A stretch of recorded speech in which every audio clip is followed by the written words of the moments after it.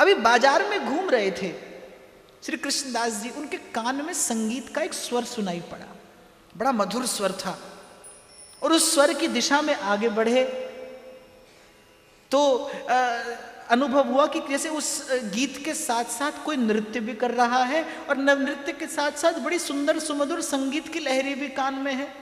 तो एक बिल्कुल मृग की भांति और संगीत की लहरी का अनुसरण करते करते जा पहुंचे कहां, जहां कोई सज्जन पुरुष नहीं जाता।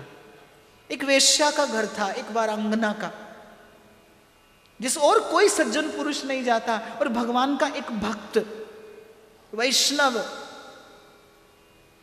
उस संगीत की लहरी का अनुसरण करते करते जा पहुंचा। लेकिन यही नहीं रुके, देख लिया कि ये घर वेश्या का है, भीतर गए, उस वेश्या को, उस वारांगना को, उस नर्तकी को नृत्य करते देखा। अद्भुत उसका रूप, उसका यौवन, विलक्षण उसके संगीत का ज्ञान, अद्भुत उसके नृत्य की गति। मन हर लिया उस वारांगना ने, एक भक्त का। लेकिन किस लिए? भोग के लिए नहीं, योग के लिए। कृष्णदास मन में विचार करने लगे कि ऐसा अद्भुत गुण, ऐसा अद्भुत रूप, ऐसा सुंदर संगीत, ऐसा सुमधुर कंठ, ऐसी अद्भुत नृत्य की विद्या, इसका आनंद तो हमारे लाडले श्री लाल जी को लेना चाहिए। मोहरों से भली एक थैली निकाली, उस वारांगना के सन्मुख धर दी कि रात के समय अमुक स्थान पर हमसे मिलने चली आना।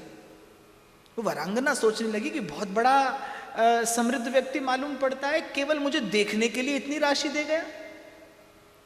वेश्या रात को सज संवर कर और कृष्णदास जी के निकट पहुंची। इससे पूर्व कुछ कहती, श्री कृष्णदास जी ने कहा, देखो मैंने अपने लिए तुम्हें अपने निकट नहीं बुलाया है, मैं चाहता हूं कि जिस नृत्य और संगीत से तुम यहाँ के पुरुषों को रिझाती हो, उस नृत्य और संगीत से तुम मेरे स्वामी को रिझाओ। वेश्या कहने लगी, मैं तो आप ही को स्वामी समझ रही थी।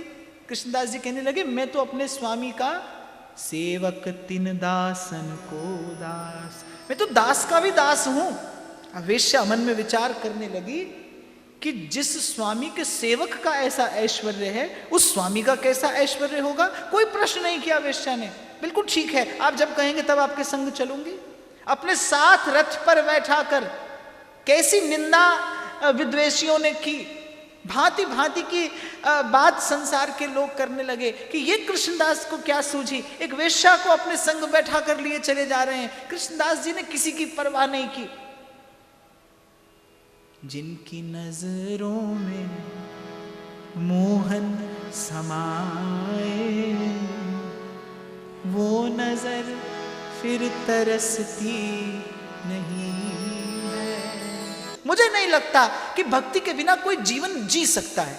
बिताते हैं आप और हम, बीत जाता है जीवन, कट जाती है जिंदगी, कट रहा है जीवन, बीत रहा है। जीता भक्त है जो निर्भय निर्द्वंद निश्चिंत मस्त होकर जीता है, किसी की परवाह नहीं की। उनके हृदय में तो मंद मंद मुस्कुराते उनके श्रीनाथ जी का मुख था। उनके श्री चरणों की सेवा के लिए ये प्रयास किया है मैंने, प्रभु मेरी भेंट अवश्य स्वीकार करेंगे।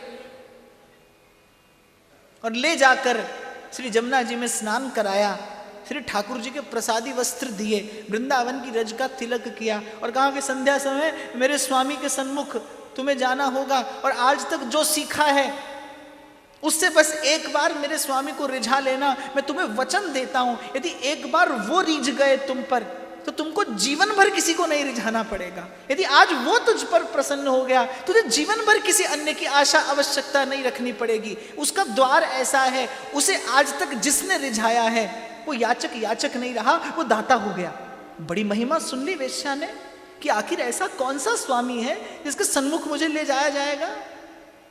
देखिए मंदिर का प्रांगण जिसमें किसी को जाने की अनुमति नहीं है, वहां पर कौन जाता है? एक वेश्या जाती है। मूल में क्या है? एक भक्त की कृपा है, एक संत की कृपा है, एक संत की दृष्टि पड़ गई है, बस इतना ही तो। एक संत की दृष्टि पड़ गई, एक संत की दृष्टि में आ गया वो जीव। वो कैसा है? मैला कुचैला, संत ने नहीं देखा, संत ने नहीं देखा, बाह पकड़ ली और प्रभु के सन्मुख जाकर कर दिया। जब सन्मुख हुई वेश्या तब उसे कुछ कुछ रहस्य समझ में आने लगा कि आज मुझे किसके सन्मुख नृत्य करना है।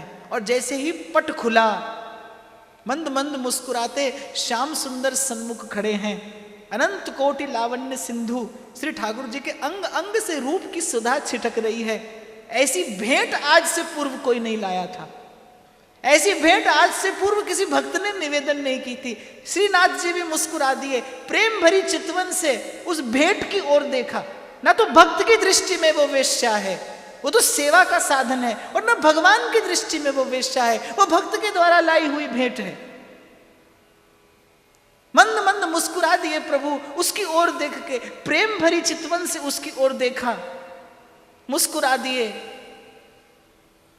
और भगवान की मुस्कान कैसी, हासो जनोन्मादकारी च माया, अगर ये खुश हो जाए तो कदाई बख्श देते हैं, अगर नाराज हो तो बादशाही बख्श देते हैं, अगर अपना बनाते हैं तो सब कुछ लूट लेते हैं। ये मोहन है तभी तो मुस्कुरा कर लूट लेते हैं। मुस्कुरा दिए प्रभु उसकी ओर देखकर। जन्म जन्मांतर का बंधन कट गया, जन्मों का मैल धुल गया, जन्मों का मैल धुल गया। अरे एक पारस पत्थर जब स्पर्श करता है किसी लोह खंड को, वो भी नहीं पूछता कि कसाई के घर से आया है कि मंदिर से आया है, और छूते ही स्वर्ण हो जाता है लोह खंड। प्रभु की कृपा पूर्ण दृष्टि पड़ी, प्रेम पूर्ण दृष्टि पड़ी, मंद मंद हास चितवन युक्त उस विलास से प्रभु ने उसकी ओर देखा। हृदय में प्रेम का ज्वार फूट पड़ा। देखो, विचार रखना, कितना भी मैला कुचैला कोई क्यों ना हो, कितना भी क्रूर से क्रूर व्यक्ति क्यों ना हो, प्रभु से प्रेम करने की योग्यता उसके पास में सदा रहती है। प्रेम का बीज उसके मन में सदा रहता है। वो प्रेम का ज्वार फूट पड़ा, प्रेम सिंधु सन्मुख खड़े हैं, रोम रोम गा पड़ा उस बारांगना का। तान सुनी बांसुरी की सुध बुध में खो गई, तान सुनी बांसुरी की सुध बुध में खोए, भूल गई लोक लाज बस तेरी मैं हो गई, भूल गई लोक लाज बस तेरी मैं हो गई, बस तेरी मैं हो गई,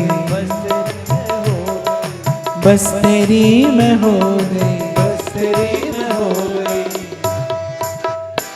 मेरी सांसों की माला तेरे नाम, मेरी सांसों की माला तेरे नाम, मेरे अलमेले शाम, मेरी सांसों की माला तेरे नाम, मेरे अलमेले शाम, तेरी मुरली की मैं हूँ गुलाम, मेरे अलमेले शाम, तेरी मुरली की मैं हूँ गुलाम, मेरे अलमेले शाम, अलमेले शाम मेरे मतवाले शाम, अलमेले शाम मेरे मतवाले शाम, मेरी सांसों की माला तेरे नाम, मेरे अलमेले शाम, सांसों की माला तेरे नाम, मेरे अलमेले शाम।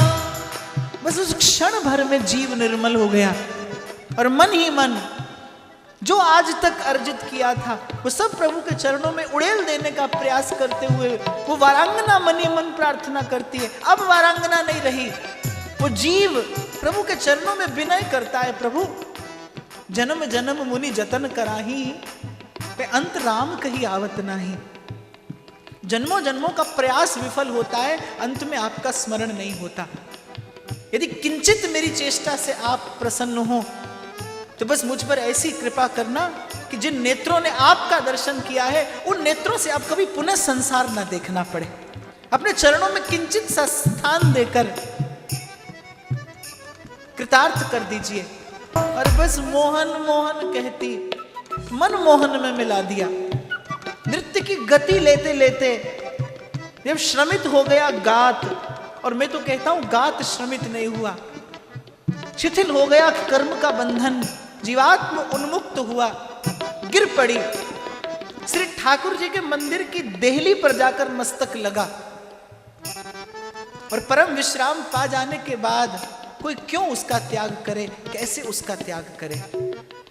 सहस्रों वैष्णवों ने देखा, देखते देखते जो अब से कुछ देर पूर्व निंदा कर रहे थे, उन्होंने प्रभु की करुणा का परिचय पाया। देखते देखते वेश्या के हृदय से एक ज्योति निकली और श्रीनाथ जी के चरणों में जाकर विलीन हो गई। भक्त की लाई भेंट प्रभु कैसे स्वीकार न करते।